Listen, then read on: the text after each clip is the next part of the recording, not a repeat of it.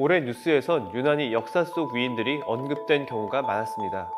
성웅 이순신 장군을 비롯해 조광조, 정조, 안중근 의사 등 우리나라 역사에서 내로라 하는 위인들이 총출동했죠.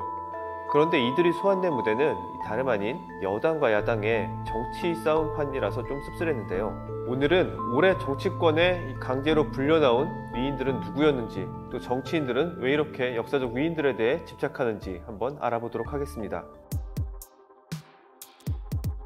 가장 최근에 강제 소환된 것은 안중근 의사였습니다. 지난 16일 박성준 더불어민주당 대변인이 공식 논평에서 이 안중근 의사를 언급해서 논란이 됐는데요. 추미애 법무장관의 아들 서모 씨의 군 복무 특혜 의혹이 나온 가운데 서 씨의 군 복무를 이 안중근 의사의 위국 헌신에 비유했기 때문입니다. 이 서 씨의 휴가가 특혜였느냐를 놓고 여야의 공방이 아주 치열합니다. 야당에서는 이 정계 거물인 추 장관이 부적절하게 아들의 군 휴가에 개입했다고 공격을 하고 있고, 반면 여당에서는 아들을 둔 부모가 그 정도도 못하냐 이런 논리로 반박하고 있습니다.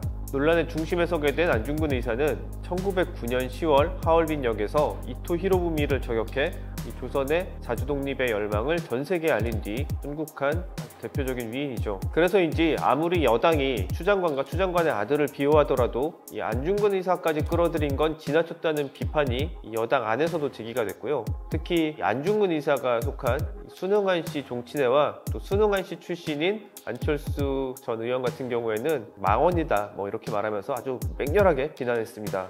결국 박성준 대변인이 자신의 발언에 대해서 사과하면서 일단락되었습니다.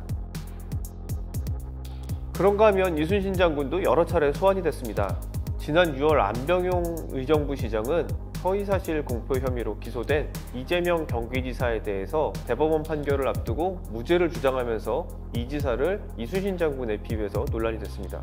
두 달 뒤인 8월 이순신 장군은 또다시 정치권에 불려나왔습니다.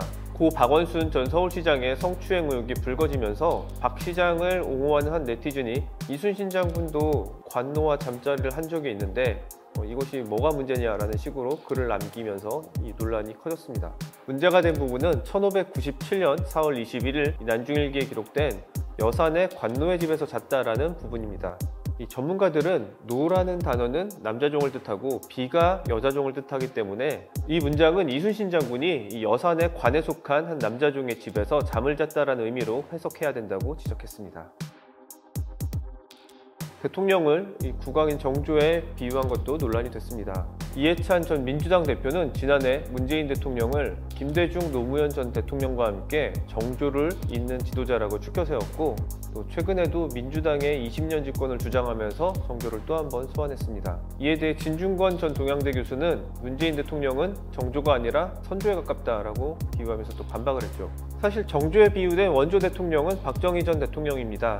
작가 이인화는 1990년대 정조의 죽음을 둘러싼 미스터리를 다룬 소설 영원한 제국을 통해 박정희 향수론을 펼쳐보인 바 있는데요. 한편으로는 이런 리더십이 민주주의 사회에서 과연 맞는 것이냐라는 그런 반론도 많이 있습니다. 사실 정조는 강력한 1인 군주체제를 만들려고 했던 그런 국왕이기 때문에 이 협치보다는 독주를 옹호하는 데 활용될 여지도 많이 있습니다. 조상을 대신 찾아주면서도 논란이 생기기도 했습니다. 황희석 열린민주당 최고위원은 조국 전 법무부 장관이 남명 조식 선생의 직계 후손이다라고 주장을 했다가 조식 선생이 속한 창녕조 씨 문중으로부터 사실이 아니다라며 거센 항의를 듣기도 했습니다. 남명 조식 선생은 조선의 붕당 중에서도 북인에서 종주로 받드는 사상가입니다. 임진왜란 직후에는 북인이 여당으로 올라서기도 했고, 특히 광해군 시기에는 정권을 독점하기도 했습니다. 하지만 이때 이 다른 정파를 지나치게 억누르는 편협한 정치를 펼쳐서 인조반정을 불러오는 단초를 제공하기도 했는데요. 북인 정권에서 소외됐던 서인과 남인이 연합해서 북인 정권을 무너뜨린 것이죠. 황 최고위원의 뿌리찾기는 이전에도 있었습니다. 조 전 장관을 조선 성리학계의 지도자였던 조광조에 비유했다가 조광조가 속한 한양조 씨 문중으로부터 거센 항의를 받기도 했습니다. 이렇게 정치인들이 자신을 역사적 위인에 빗댄 것은 과거에도 있었습니다. 그리고 이는 정치적 정통성이 부족할 때 흔히 썼던 방식입니다. 예를 들어 세종은 조선을 건국한 이 자신의 전주시 집안을 고대 중국에서 가장 이상적인 왕조라고 추앙받는 주나라 왕실과 비유하는 용비어 천가를 남기기도 했습니다. 그것은 자신의 조상인 이성계가 사실 이 변방의 아주 한미한 지역의 무장 출신이다 보니까 이런 홍보와 선전이 필요했던 것이죠. 또 주몽은 자신이 해모수의 아들이자 강해신 하백의 외손자라고 했고, 또 고려를 건국한 왕건은 당나라 황제의 후손이다라는 이 전설이 만들어지기도 했습니다. 이런 방식을 현대에서 똑같이 본다는 게 썩 달가운 경험은 아닙니다. 예를 들어서 미국에서 정치인들이 정쟁을 벌이면서 자신을 링컨이나 루즈벨트에 비교한다든지, 아니면 프랑스에서 나폴레옹을, 또는 영국에서 처칠, 일본에서 도쿠가와 이에야스를 자신과 비유하면서 자랑스러워했다는 것을 본 적이 별로 없는 것 같습니다. 어쩌면 이런 위인 소환은 자신들이 딱히 내세울 정치적 업적이 없다는 그런 방증은 아닐까요?